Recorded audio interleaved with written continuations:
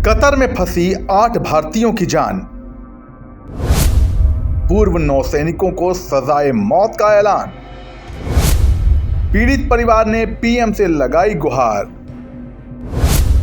मोदी जी बचा लो मेरे भाई की जान।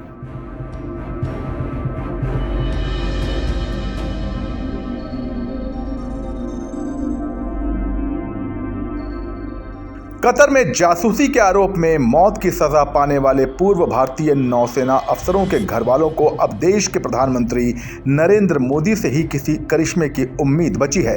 रिटायर्ड कमांडर पुर्नेंदु तिवारी उन 8 पूर्व नौसैनिक अफसरों में शामिल हैं जिन्हें कतर ने मौत की सजा सुनाई है।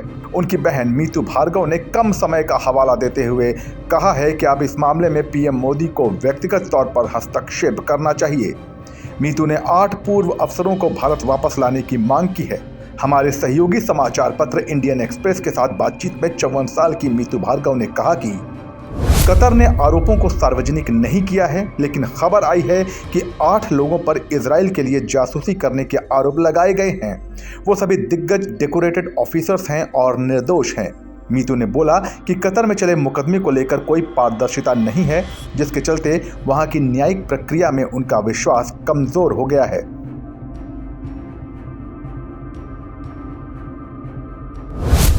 उम्र का दिया हवाला।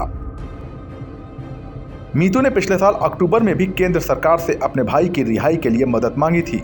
अब मीतू ने 8 दिग्गजों को वापस लाने के लिए पीएम मोदी से हस्तक्षेप का अनुरोध किया है। मीतू का मानना है कि कतर भारत का दोस्त है और वो सभी को भारत वापस भेज सकता है। मीतू ने बताया कि मेरे भाई एक वरिष्ठ नागरिक हैं, वो 63 साल के हैं, मधुमेह और हृदय संबंधी समस्या भी है। 2019 में उन्हें प्रवासी भारतीय सम्मान से सम्मानित किया गया था। वो इजराइल के लिए क्यों जासूसी करेंगे? वो इस उम्र में ऐसा कुछ क्यों करेंगे?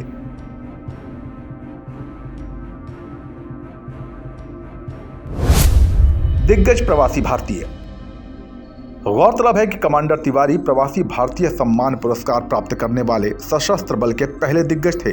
उन्हें 2019 में तत्कालीन राष्ट्रपति रामनाथ कोविंद ने यह सम्मान दिया था। नौसेना की कार्यकारी शाखा के नेविगेशन विशेषज्ञ कमांडर तिवारी ने आईएनएस मगर की कमान संभाली और वो नौसेना के पूर्वी बेड़े के नेविगेशन ऑफिसर भी रह चुके हैं।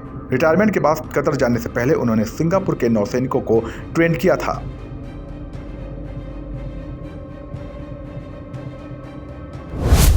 क्या कहता है कतर? मीडिया रिपोर्ट्स के मुताबिक कतर की intelligence agency Qatar state securities ने दावा किया था कि उसने भारतीय नौसेना के पूर्व अधिकारियों के उस सिस्टम को इंटरसेप्ट कर लिया था जिससे वो कथित रूप से जासूसी कर रहे थे।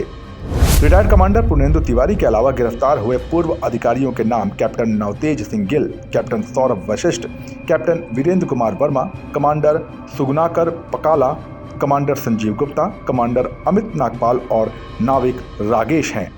सभी Dahra global technologies and consultancy services के लिए काम कर रहे थे।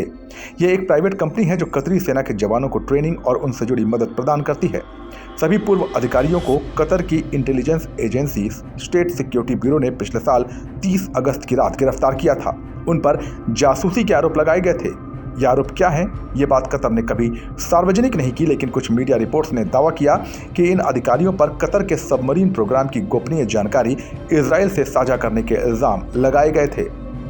इस मामले पर आपकी क्या राय है, हमें कमेंट सेक्शन में बताइए और देश दुनिया की खबरों के लिए बने रहिए जनसत्ता के साथ। नमस्कार।